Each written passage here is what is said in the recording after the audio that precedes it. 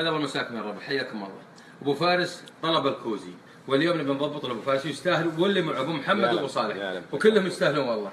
بابرك ابو صالح، حياكم الله. هذا الكوزي اللي عليه تحدي، شوفوها اليوم انضبط ابرك ساعه، وما ضبط استر على مواجهته. استاهل انا ولا ما استاهل؟ لا والله تستاهل ابو صالح، الله يعين عليك.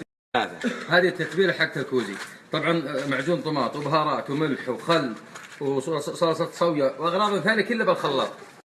الكوزي او الغوزي فتحته صغيره، انا اتبله من داخل، لازم نضبط التتبيله من داخل عشان ياخذ طعم الملح والبهارات.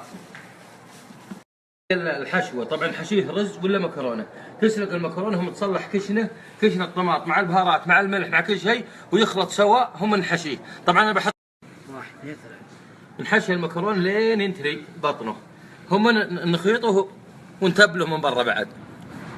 الله يجعله بالعافيه ويذكر والله الرب. المخيط ذا حق الخيام الكبار تلقونه ينظف ويزين ويحط له الاكل، والخيط حق الخيام ذا نظيف زين.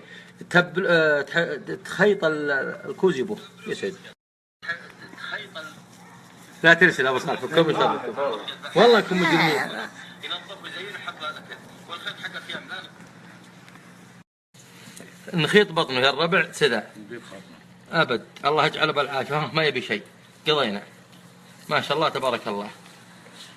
الخوذه الرجلين الوروك الرجلين نقطعهن عشان تدخل بهارات ونتحاهن البهارات، احنا نحشيه نخلي بهارات بوسطه عشان يطعم صح.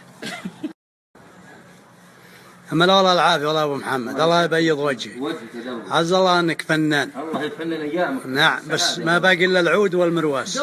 طبعا الربع الافضل شيء للكوزي نلفه بقصدير سواء على جمر ولا بالفرن، احنا نبي نلفه بقصدير ونحطه بالفرن وشوف النتيجه ان شاء الله تعجبكم.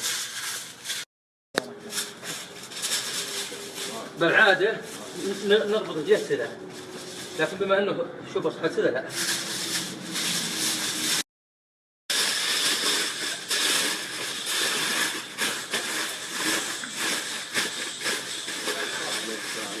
تتبيله الرز او كيشة الرز مجهزينه مع زيته مع كل شيء، بهاراته وملحه وازنينه صح، نكب عليها الرز ونحركه شوي، نحط عليها المكسرات والزركش. واحد اثنين ثلاث، نحط الرز نحط عليها الماء ونوزن ملح يا الربع. عطى ملعقه يا ولد، عطى ملعقه. طبعا حطينا الماء نوزن المسه يصير تقريبا 3 سم فوق الرز، ونحط البيض ما يسلقوها الفرن ان شاء الله باذن الله. خضار بهالطريقه ذي عشان ما ينهصم مع الرز، نصف نسيل البطاطس والقرع ونحط الثوم على كيفك، اللي بياكلوا عاد يطلعون. فين الخضار نحط الزركش والزبيب فوق كذا بهالطريقه ذي، ثم نحط المكسرات بجنبه بهالطريقه ذي فوق بعض ويستوون سوا ان شاء الله. يا بيض الله وجيهكم. وجهك صورت مجهود ما شاء الله تبارك الله. ما شاء الله فوق ساعتين تقريبا الا ساعتين الا عاد نشوف احنا اذا ما ضبط نرجعه ان شاء الله.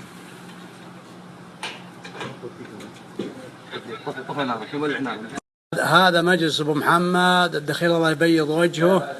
اي والله ما شاء الله ما شاء الله. ابشر ما شاء الله.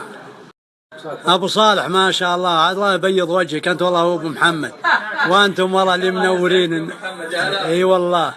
وهذا ابن هذا عصير شمبانيا سعودي او اسلامي، تقطعون النعناع سدى، تحطون 3 4 عواد نعناع وتحطونها على الثلج، وما نعلمكم البازي ان شاء الله. حطينا الثلج والنعناع، نحط الليمون نقطعه شرايح سدى وخليه يطعم. طبعا هي ليمونه بس انا حطيت 2 خليه يصير حامض اليوم. تفاح شرايح بهالطريقه ذي ونحطه. طبعا تفاح اخضر زي من الاحمر، ما ابوها احمر حطينا خضراء. يا مال والله العافيه والله ابو محمد، الله يبيض وجهك. الله على وجهك ابو محمد. كل نوع حبتين، عصير تفاح وسفن وبيره تفاح وبايسون. 1 2 3. يا سلام يا سلام يا سلام عليك. اللي بعمل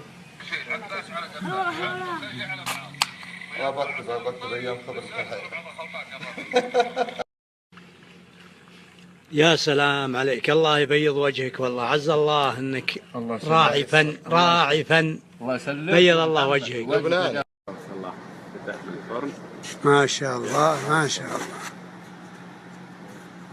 ومن هرس يا اخوي تبي فلفل حطينا بفارس 10 دقائق يضبط كذا غدا شيء واللي تحت ولا تحب ايش هذا قلل ركب يجي كذا صحيح يا سلام ما شاء الله ما شاء الله تبارك الله. دوك دوك دوك حار وين؟ كم ظنك عاد خبره؟ ما شاء الله يا ملا عافية والله أبو محمد بيض الله وجهك. يا سلام يا سلام. يسلم عليك ابو فارس ما شاء الله ما شاء الله الله بيض وجيهكم. وجهك هذا الشيء هلا هلا والله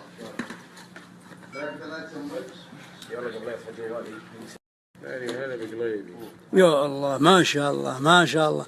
اذكر والله ما شاء الله ما شاء الله أبو محمد بيض الله وجهك. وجهك يا ابو محمد. يا سلام يا سلام.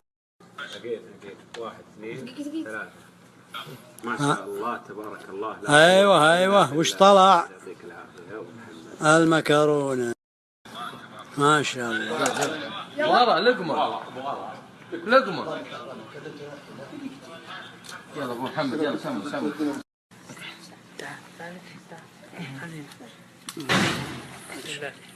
الله يجمل حالك يا ابو محمد يبيض وجهك الله يبيض وجهك يا